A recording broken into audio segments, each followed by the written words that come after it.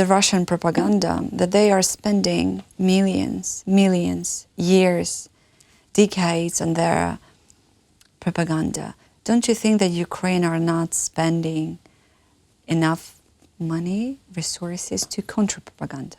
It's impossible. What Russia is putting out, Russia only exports terrorism and lies. That's what I've always said. And they are the world's best at propaganda. And it's not millions, it's billions that they're putting in. Billions, yes. And countering it is basically impossible. And Ukraine doesn't have to put out propaganda because Ukraine isn't lying. Ukraine isn't hiding anything. People just have to come here and see the truth. And a lot of people do. That's why so many Americans still support this country.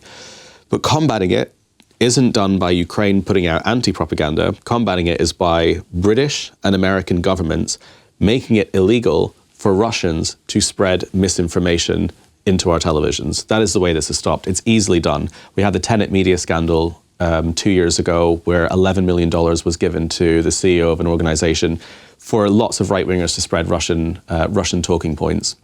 That was discovered by the government and it was shut down. We can shut down these networks, but it's just about taking the Russian threat seriously enough and dedicating resources to stopping it. I would put all the resources of MI5 into this if I was the head of the UK government.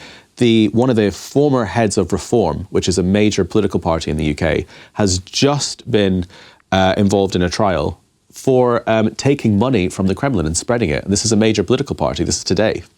I don't know if you saw this. No. So Reform UK is one of the biggest political parties now. It's taken over the Conservatives in popularity.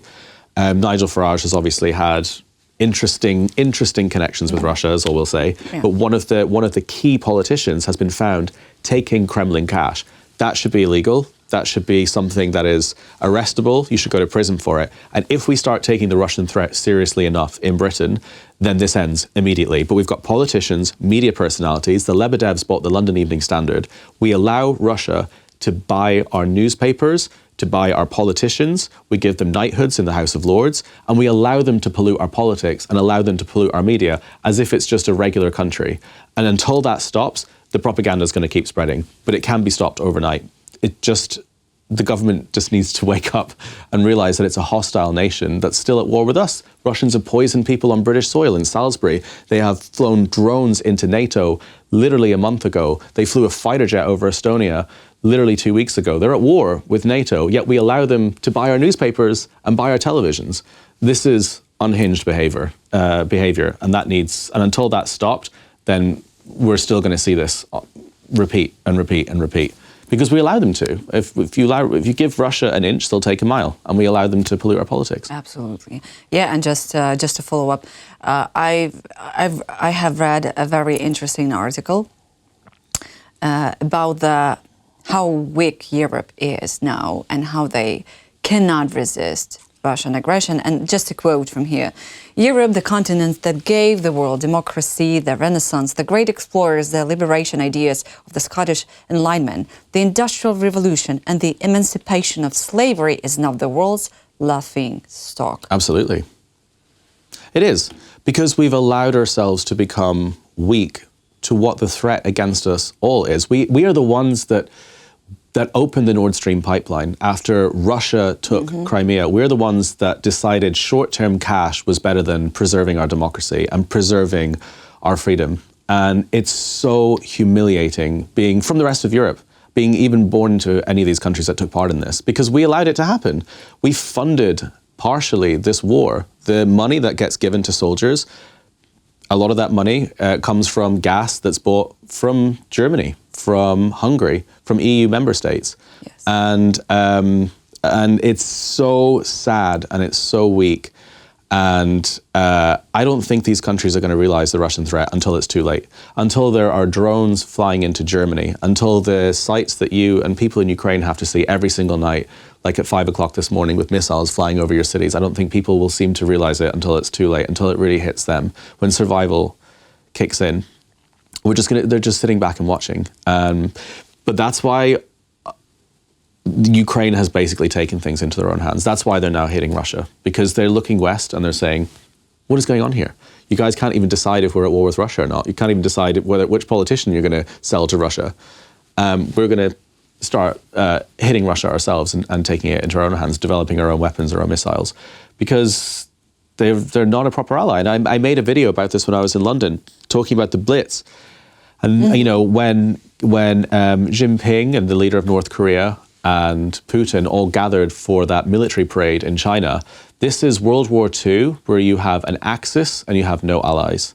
This is as if you had Lutsenko, Mussolini and Hitler all gathered together for a military parade, and France and Britain still deciding if it's even a threat.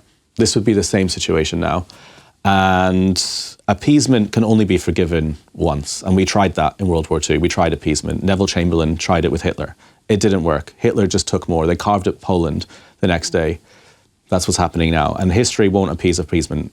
History won't forgive appeasement twice. No way. I think they just put their own comfort, Europeans, over any kind of risks.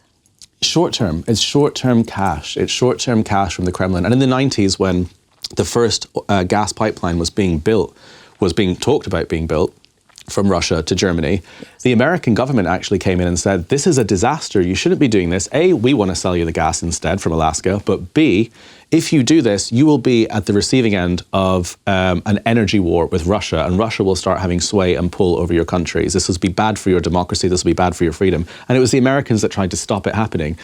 But they decided on the short-term money. They decided to build it instead. And the Russians offered 2 years of free gas for building that. They said, we'll give you 2 years free. And then all the politicians made money from it. Some of the lobbyists that helped push it are now in Russia, the German lobbyists.